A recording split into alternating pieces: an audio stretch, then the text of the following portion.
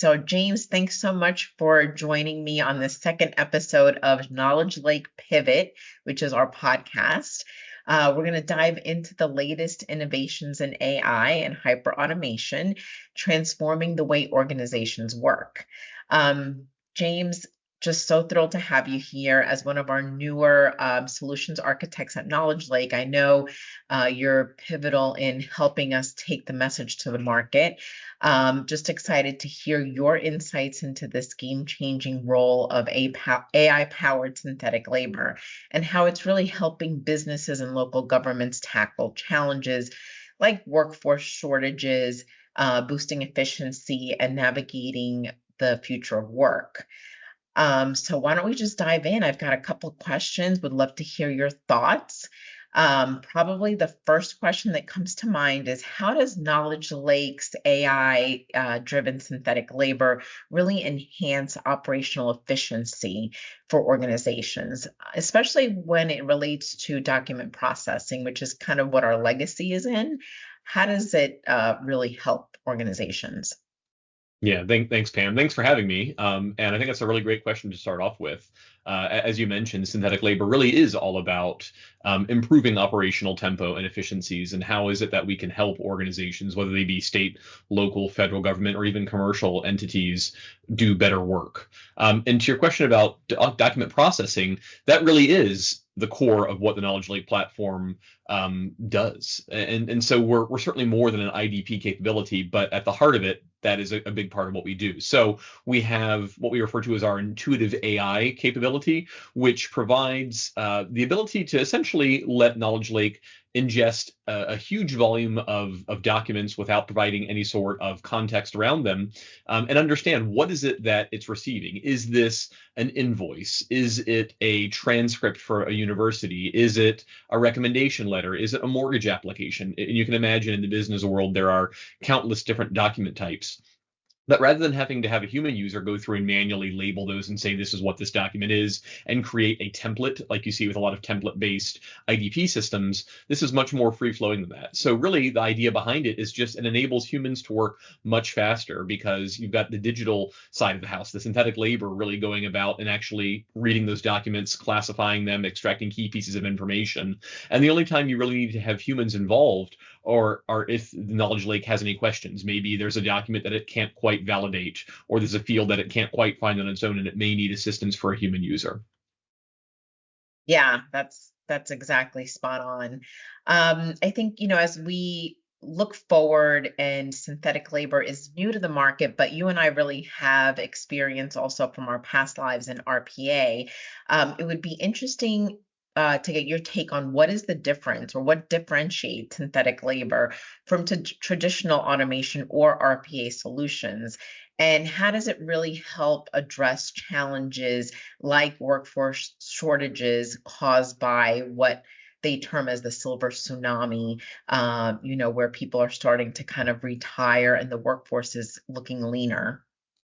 Yeah, another great question. I think I would start off with something that might be a little bit provocative, but I would say, personally, I tend to regard RPA as largely being a Band-Aid solution. And what that really means, or what I mean by that, is it's very helpful for figuring out how do you integrate legacy systems together, and get them to work without having to resort to custom code. But that in and of itself is still very difficult to do. It requires a lot of integration effort, it requires a lot of professional services. And it's, again, really helpful for looking retrospectively to say, how do we get these old systems to talk? But moving forward, as new systems are developed and as they're updated, those become less and less of an issue. And so having a historical RPA capability doesn't necessarily make sense moving forward to say, how do we truly think about the future of work? And how is it that we can improve automation? How is it we can improve the ability to have artificial intelligence work alongside a human labor force and work together?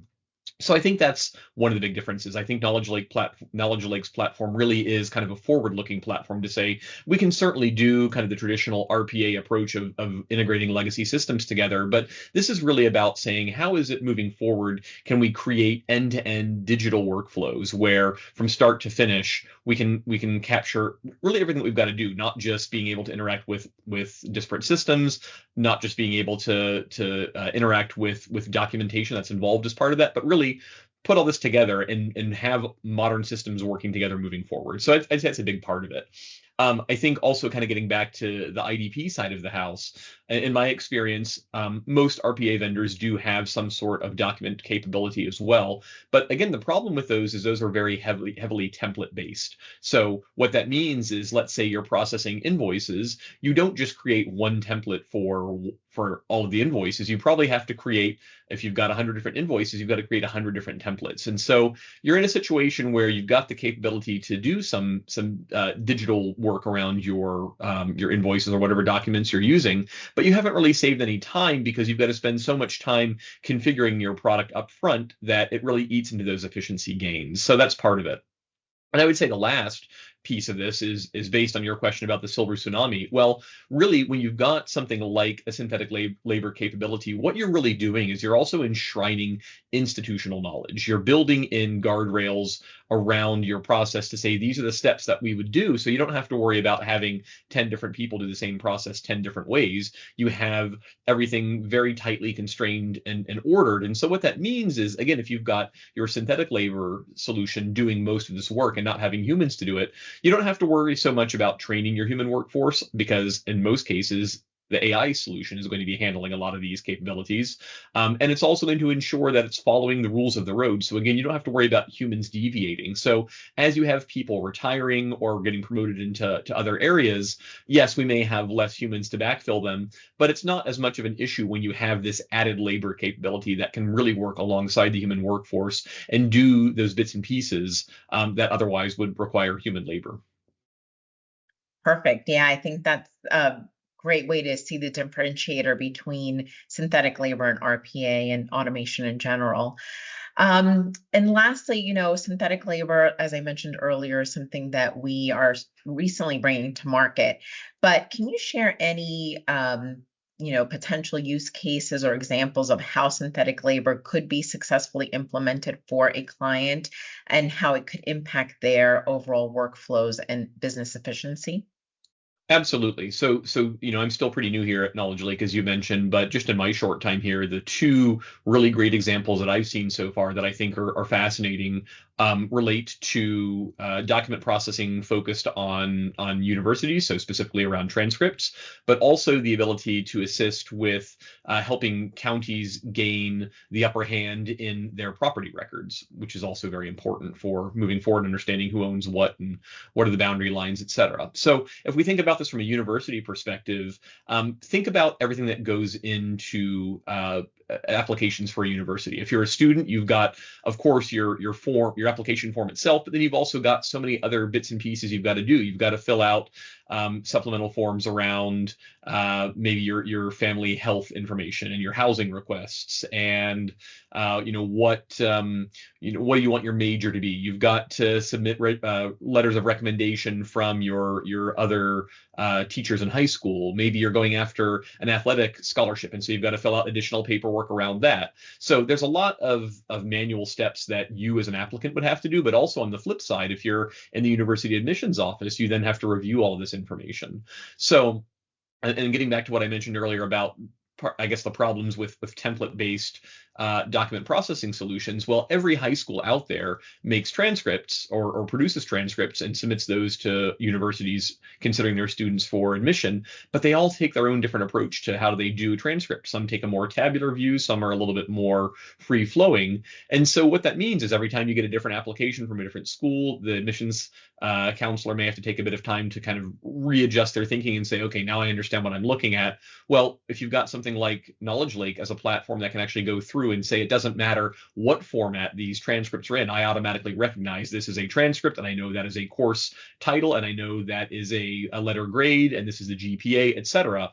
Suddenly that becomes much quicker to ingest massive amounts of information, extract those key fields, and present that then in a more digestible, condensed format. And again, it may not be limited just to transcripts, but also it can be all the other key information. We're extracting names and date of birth and preferred major, et cetera, from the application as well, and maybe pairing that up against other information that's already within the university system and making sure that everything's all together, et cetera. So there's really a lot of use on the university side of the house. I think similarly when we think about property records at the county level, right? So many, really every county in America, I think there's 230 or 240 different counties across the U.S. maintain property records, and in some cases these can go back literally centuries, right? We've seen some of these from the early 1800s, where there's this beautiful script calligraphy written in books that describe who owns what property and how much was it sold to them for, all the way forward to today, where everything's all digitized within modern systems. And there's something in between, kind of from the 50s and 60s, where there were forms that were typewritten. And so Knowledge Lake is great because we've got this ability to extract information, irrespective of whether it is machine readable, whether it's handwritten, etc., to really help counties go through and look at these historical records that they may not have already digitized and say, well, let's really understand what is in this property book, and let's actually update our historical records, and bring this handwritten information that exists nowhere but in a book, and actually add these to our digital system. So that way, moving forward, if you're a title company who needs to obtain historical records to understand all the way back to when this property was first created, who owned it, or if you are the government trying to make sure that, hey, we want to make sure that the survey boundaries match correctly, whatever that use case might be, simply having the records available in a digital format that are easily accessible with a click of a few keys, versus having to go into an archive and manually flip through pages in a book and then trying to decipher that beautiful calligraphy, really makes life a lot easier. So those are kind of two in my mind that make the most sense. Yeah, those are great examples, James. Thank you for sharing that. And I think the exciting thing is that there are so many other examples in different industries, different departments and use cases. And really, synthetic labor is just the fastest and easiest way to operationalize AI.